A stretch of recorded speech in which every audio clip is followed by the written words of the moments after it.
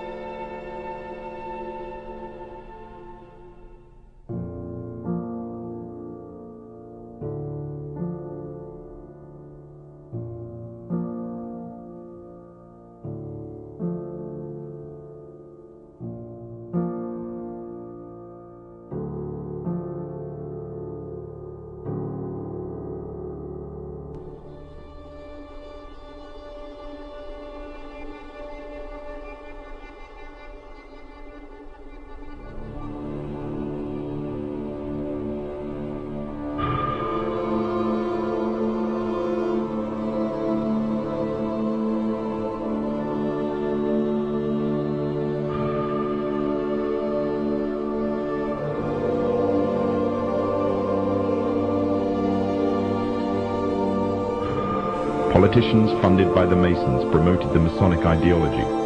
The secret lodges of the Masons were open to members of the French army. High-ranking officers and generals were indoctrinated to the Freemasons' way of thinking.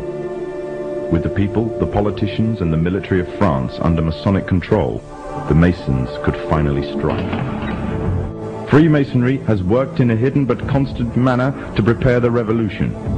We are then in complete agreement that Freemasonry was the only author of the revolution, and the applause which I receive from the left, and to which I am little accustomed, proves, gentlemen, that you acknowledge with me that it was Masonry which made the French Revolution.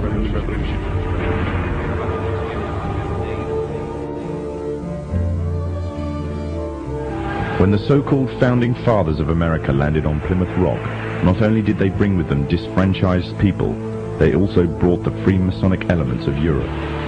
The injustices which the fathers of America were escaping from in Europe was also to be found in the new land, in the form of a tyrannical British regime.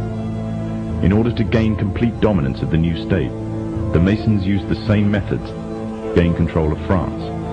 Although the British monarchy was run by the Masons, the American War of Independence was a necessary action, and the people involved in the war were expendable for the Masons to fulfill their dream. Emotions of the people were manipulated into anger, and just like France, anger turned into war. This time, however, previous mistakes would not be repeated. The near defeat the Masons faced against Napoleon and his army in Europe taught the Masons a lesson. Any forthcoming leaders of the resistance must follow the Masonic agenda. The best way to do this was to ensure the leader himself was a Mason, and the leader who took the war to the British was none other than George Washington. On the 4th of July 1776, the Declaration of Independence was made. On the 17th of October 1781, the British were finally defeated and surrendered the colonies to the Americans, and the world's first Masonic state was born, a nation that would represent Masonry in every way. A sign of the Masonic presence in America is plainly visible on the dollar bill, which carries a picture of George Washington, the first Freemasonic president in the world, and a picture of the Freemasonic symbol of the so-called all-seeing one eye.